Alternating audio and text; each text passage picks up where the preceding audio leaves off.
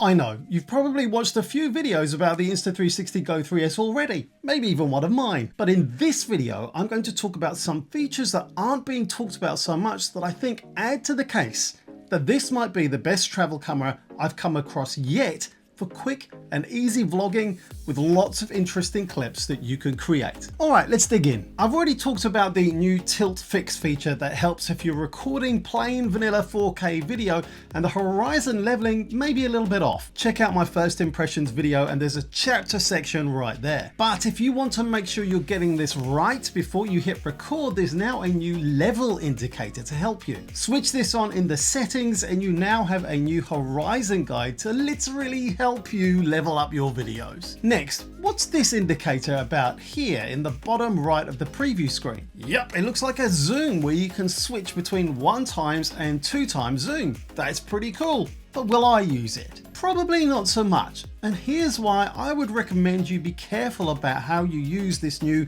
functionality too. You see, when I asked Insta360 about this, they confirmed it was a digital zoom function. You can get some nice effects using that digital zoom if you want to save time in post-processing, but it is just a digital zoom. Okay, next up, what's this new icon here? This is for jitter blur reduction, but what's that? Now this feature automatically turns on in low light environments to improve motion blur and increase image stabilization. But Insta360 says here it's also useful to reduce motion blur in some situations like walking with the magnet pendant or running with the easy clip. And they recommend a frame rate of 50 or 25 frames per second to prevent flickering. If the camera's shutter speed doesn't match the refresh rate of the LEDs or other lights that might be in your video, there might be some flickering. However, if the lighting is too low, the image will be less bright and the anti-flickering setting won't do much to help anything. Now, I normally have my anti-flickering setting set on auto, but it might end up being a bit hit or miss. I'll certainly be testing this a little bit more, especially when traveling. Okay, next, kids mode. What's this? This essentially makes it less likely for your child to accidentally switch the GO 3S on or off and has less distracting audio and indicator light notifications. If you have kids mode enabled, camera sound, indicator lights, and the GO 3S button are all disabled, but you can manually enable sound in the kids mode settings. And this might be useful in other situations too, where you don't want any accidental presses of the GO 3S on or off button to ruin your footage capture. Another setting worth noting, I reckon. Next, there's instant app preview. Grab a fresh video clip with your GO 3S and like magic, a notification zips straight to your phone, ready to preview and edit instantly. This little helpful feature is available only on iOS. I don't know if it will be coming to Android. Next up, well, there's a new hardware accessory which I'll be making a video about soon called the Quick Reader that helps you offload your footage from the GO 3S to a micro SD card, clearing your camera memory, and that enables you to keep shooting without offloading to your phone and taking up that memory space, that valuable space on your phone. There's more it can do, but yes, a separate video about that soon.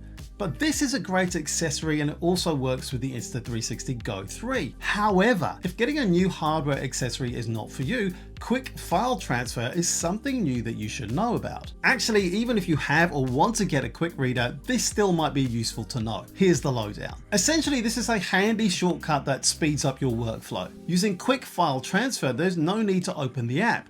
Just tap quick file transfer on the Action Pod album tab and the camera will shoot a notification to the last phone you connected. After you confirm on your phone, the app and phone will connect and the selected footage will be sent to the app. Job done. Next, there's a new color profile available on the GO 3S. As well as standard, vivid and flat, just like on the GO 3, there's a new portrait color profile. Insta360 say this is a new natural and soft tone setting suitable for portraits of people. I'm thinking vlogging. Well, here is standard, vivid, flat and portrait for you to see for yourself. Okay, this is standard color profile. This is standard color profile. Okay, this is 4K 30 vivid color profile this time. Vivid color profile. This is portrait color profile. Portrait color profile. All of this is based on face exposure, optimized for face exposure. And this is 4K 30 flat color profile. Flat color profile.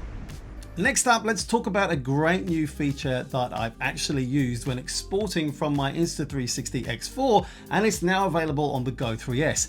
And that is Dolby Vision exporting. So what is Dolby Vision? Supposedly Dolby Vision lets visual artists add depth, crazy contrast, and more colors than you ever imagined to movies, TV shows, and games. But what do you think? Check out the comparison on this footage here, both with and without Dolby Vision applied on exporting via the Insta360 app.